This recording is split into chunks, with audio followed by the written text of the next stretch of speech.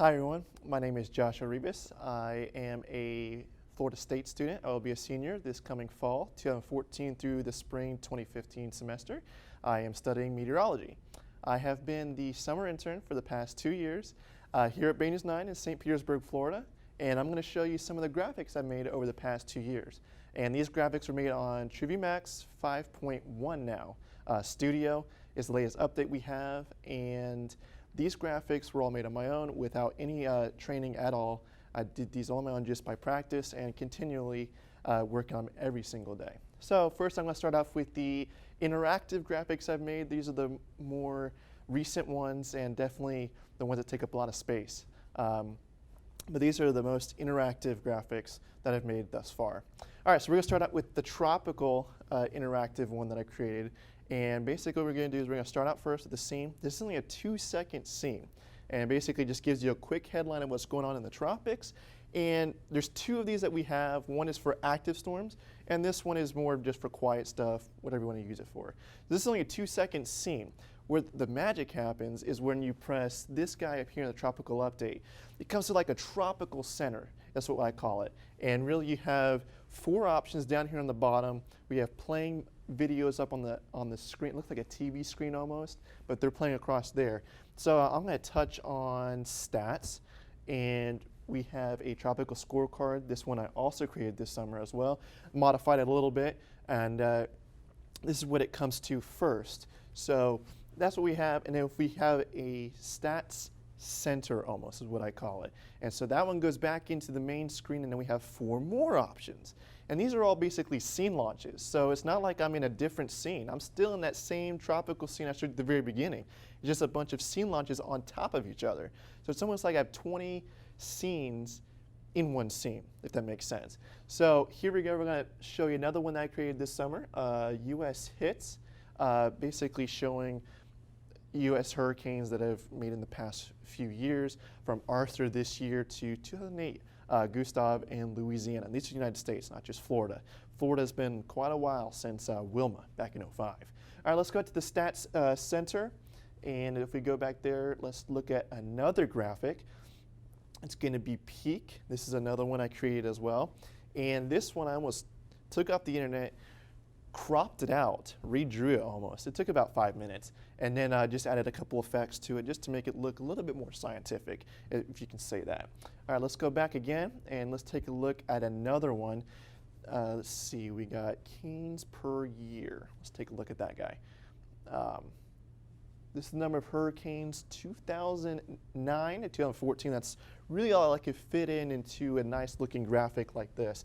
And so we have 2009 to 2014. And so as you can see, clearly 2010 was the last time we actually had really a lot of hurricanes. And this graph needs to be updated because we just had Bertha. So we really have 2 now in 2014. So let's go back into the stats center as well. Let's take a look at canes per month. So really, these are almost from WSI, just tweaked it just a little bit to what we wanted to put here at the Bay News 9 studio. And this one is the percent of named storms per month from 1851 to 2013. And this is the percent of hurricanes out of the total for these 6 months, not the whole year, just the 6 months. So these should equal 100%. If it was the whole year, it probably would be just under 100%. But we're going to consider this just the 6 months period for the hurricane season. So here we go, 100%. All right, let's go. I'm going to click on Clystron 9. I'm done with the stats center. So now let's take a look at another category. Let's take a look at names. And this is just one graphic, and it just another one that I modified this summer here at Bay News 9, and just has the list of names. And then another thing I added here was the little icons here, and basically tells you the strength of the storm, how strong it got, the maximum strength it got to. So as you can see, Arthur was a Cat 2, Bertha was a Cat 1. So they're both hurricanes, so that pretty much just sums that up. Here we go. Let's go to Clystron. Let's go to the main center. We got satellite images. I really didn't modify any of those, just added those into this scene. But to show you how it works, just click on satellite, and we have, well, the IR image. And if we click on satellite again, you can see I created another satellite hub center, and you have 4 more options to choose from. So it's just a bunch of scenes on top of each other. Let's go back again, and these I modified, the analysis section. And this is the first one I did. It's the precipitable water, and I have this set on the European model run. So it sets like this. You don't have to wait for it, because in these scenes you have to wait for it to play. But this one I set to stop, so you have a choice. And then if you want to play it, just press the play button, and there we go. We got a forecast, a 5-day forecast on the precipitable water in the Atlantic Ocean for the tropics. So as you can see, it's wet, but still just not enough for any waves to really get going out there. Let's go back into the analysis center. So that is now your scene. We have water temperature, wave height, shear, and wind speed. I didn't really modify any of these except for wind shear. And this one I kind of put together my own little contour to show you what's favorable and what's not favorable. As you can see, the lighter colors are definitely unfavorable, and the darker, the reds, are more favorable. And again, this stops. You can press play again, and it shows the loop for the next few days. I think this is about 3 to 5 days out. So as you can see, it loops, shows the unfavorable areas. All right, that would be it for analysis. That's class drawn in. It showed you all those. So that was the one with nothing going on. So let's take a look at the other one that we have, which is one where you have an active storm. If you had a tropical storm. So this one was set up when we had Bertha going on. So if we play it again, we got Tropical Storm Bertha. So any named storm, you just change it in what we have the wizard now on TrueView Max, and you just change the name of the storm. So again, same thing, touch Tropical Update, and we have that Tropical Center. Everything is the same except for these two. So we have storm and models. If we click on storm, well, it's going to come up to the current storm, the coordinates, the movement, the pressure. That's what's going to be on here. So clearly nothing's going on. This is a current image. It's not a saved image, it's a current image. This is the scene. So nothing's going on, so it's not going to show anything. But if it did, there would be a named storm and the track going on. So let's go to the storm hub center. Same thing, all these have hub centers. So this is the storm center. We got wind prop, watch warning, wind radii, and radar. I didn't really modify these myself, so really that's all really to show for that one. Let's go back into the main center. We got models. Show that, and this one shows up right for the spaghetti model plot. And this one moves, so it moves on the map. And you do have to wait for this thing to load. It'll show the models. Of course, nothing's going on. This is when Bertha was going on. The models were running on it. So we click on the models here as well. This goes to the model center that plays. And then we have multiple models down here, GFS, European.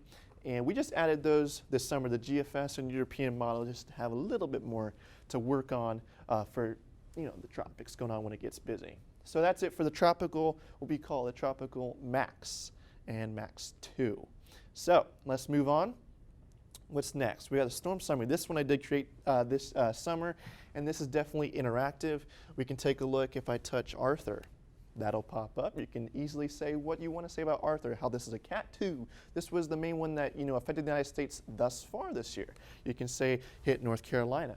And these are all wizarded objects you can easily change over the course of the year. And the same thing with Bertha. It works for every named storm. Touch the name, pops out, everything else disappears. Touch the name again, goes right back to where you were. And if we press play again, we can see the next set of names that I have set up to Josephine. This is for 2014 hurricane season, and you can always make a third one.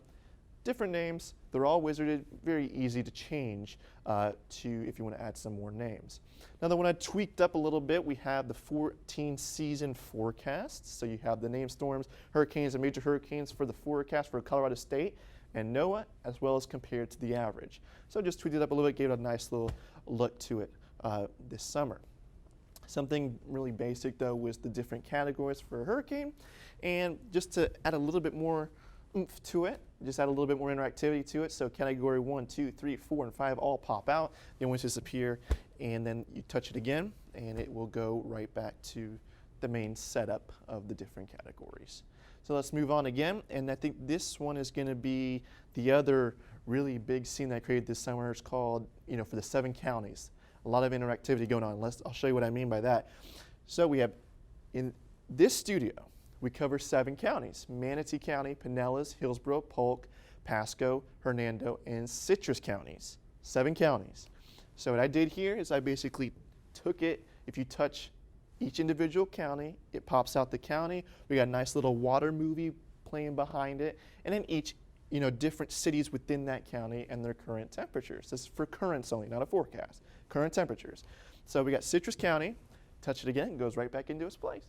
Touch Hernando, and Hernando pops out. Different cities within the county, and the same thing goes for Hillsborough, Pasco, Pinellas, Manatee, and Polk counties. Just the same thing. So that gives you a perspective of what that graphic is made for. And if we touch Klystron 9 up here, we've got heat index, dew point, and winds. So this is all one scene again. Just like tropical max was one scene, this is one scene.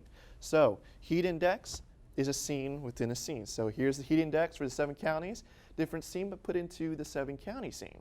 Then we got dew point, same thing, 7 counties. Then we got the winds, and that is also in the one scene as well.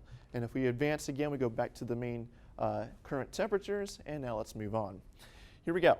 All right, this is another interactive scene. I took the current radar, and now you can see, like say we want to go to the northeast, where there's a lot of travel delays going on. Then you can basically touch the northeast sector, and you get a northeast radar. And what I've done is I basically took the radar within Max and put it for the northeast, put the camera there, and now you can do that. Just touch anywhere on the screen again, pops back out. Let's say you want to go to the Midwest, same thing. It plays once, loops once. That way when it's done, you just press this, goes right back to the main screen. So you have the southeast and south central to work with on that map as well. Take a look at this one. Like I said, travel delays going on. So if you want to zoom in to the northeast, just simply touch it again. And this one I did modify. This one I created on my own for this summer, and you can definitely see all the delays in the northeast sector only. But I gave a little bit different look to it, but you can definitely see it's rather messy over the northeast. All right, let's take a look at the Midwest, same thing. Tweaked it up again, but this is for the Midwest only, and you've got all the delays right there zoomed in. And we really only created it for the Midwest and Northeast. We didn't do Southeast or many other parts of the country. And that pretty much no, this is the last interactive scene. All right, so this one's more of a hourly forecast, to fit 4 tiles in here. I did every 3 hours. But you can always make it 3 hours if you want, just to make it less busy, I guess you could say. So, and this again, if you touch each one, it pops out. But the other ones are, don't disappear like the other graphics I've shown you before, but they're still there. But they're not as, pronounced. And you just simply touch the next one if you want to, or you can touch it again, and it goes back in.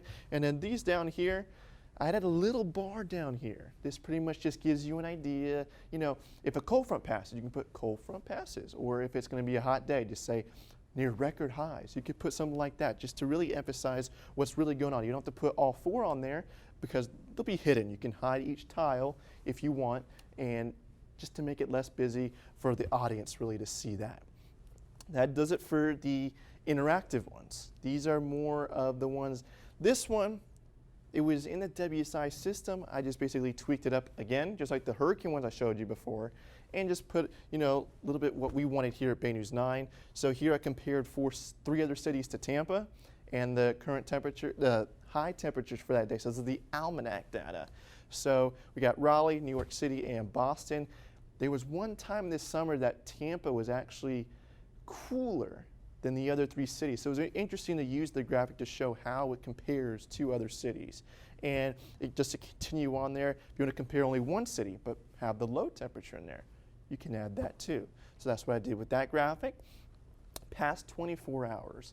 So this is the line for the dew point. This is the dew point. I had a little comfortable and humid thing just to give a perspective of what's going on. And this summer we had a couple cold fronts bring in Tampa, actually, where the dew points got pretty nice in the 60s. So that's why I had a little comfortable just to give you its perspective when it does happen, for the eyes to see, really just how much of a change really does happen. But the line is set for 24 hours. These points here just give you an idea of where in the day the max or min occurs. But these, in this line, there's really 24 points, 24 hours. So that's what that line does. And the same thing for the temperature. Just nothing behind it. It's just showing the temperature trend over the past 24 hours. So again, over 24 set points over for that hour period. All right, this one is going to be, okay, this is temperature and heat index. So we've got temperature is orange and heat index is red. And when they're further spread apart, you can clearly see, just how humid it is. Just feels so hot and muggy outside. That really just gives you the idea of there, and sometimes you could get the temperature and heat index at the same time. I don't know if that's right, but sometimes you may get that like in the spring, fall, when it does really feel nice that time of year. This one was actually set for those tropical graphics, but I changed it to be more of, what if we have rainfall? Just to make it a cool look to it. That's what I did. I added all those things there for the past 6 months. The last one is automated. This one will go up and down without you having to change it, and you just set that into, Pacific height, with respect to the other ones as well. So it goes up and down. You just have to set the height to basically, if this is 0 to 600, you basically set that thing to go 0 to 600, and it will go up and down respectively to how much rainfall happens during that month. This one, one of our meteorologists here at Bay News 9 had the idea, so I tweaked it for him, and we have pretty much making it really simple, compare two cities to see temperature, dew point, and what it feels like. Add in the two together and see what it feels like compared to two cities. So this really worked well when we had cold front in one spot and not in the other spot. Same temperature, feels like much different, where one spot was much warmer because the humidity, the dew point was higher, the dew point was lower, feels like was about the same temperature. The dew point forecast, the new one just added here, humid and dry again, but we have the ICAST data. So it's not the past 24 hours, it's the next 24 hours. So the forecast by ICAST in the WSI system. This one they already had at Bay News 9. I just added, gave it a little bit different look. We used to have bars go up and down, but I was like, what if we do a little capsule look to it, look a little bit better? So that's what I did. We added those in. These are now automated, so the meteorologists don't have to come in here and change that in the wizard or anything like that. So those will automatically update at 12 p.m. every day. So that's the way that pollen forecast works. This one we had last year, but the old look to it, this is a new look to it, river forecast flood stage. So we have that in there, and a look to it. So you go back into Earth to see where that river is, and then you have current stage level, flood stage level, and the forecast level. And then you basically have a nice little graph coming in here, and it shows the trend line. This is not automated. This, you'd have to automate, you have to update on yourself from the National Weather Service site to what they have on their website. That's how you have to change that. All right, here we have the thunderstorm risk, this thing that I added as well this summer. I gave it a little bit better look, a 3D look to it. And you have lightning, tornadoes, flooding, high winds, and hail. So this is an old graphic, so it's not updated, but you get an idea of how it would work. And this is all in the wizard and in Max. And so you basically have it set where lightning, I have 5 things set up. You go into the wizard, uncheck one, check the other. Then it changes from very high to say moderate. That's how it works. So that's pretty simple there. This is a current thing that I added this summer. Really basically simple, just add temperature, humidity, and wind, but a little bit of a different look than just, listing it down and forth. All right, these are 3D graphics that I really created this summer. Took it off of an idea from WSI. They made one for hurricane formation. So I was like, what if I did a little bit more? So I added a hurricane. There's a ton of graphics here, so I'll let you enjoy those. And there should be about 7 of them playing in here, so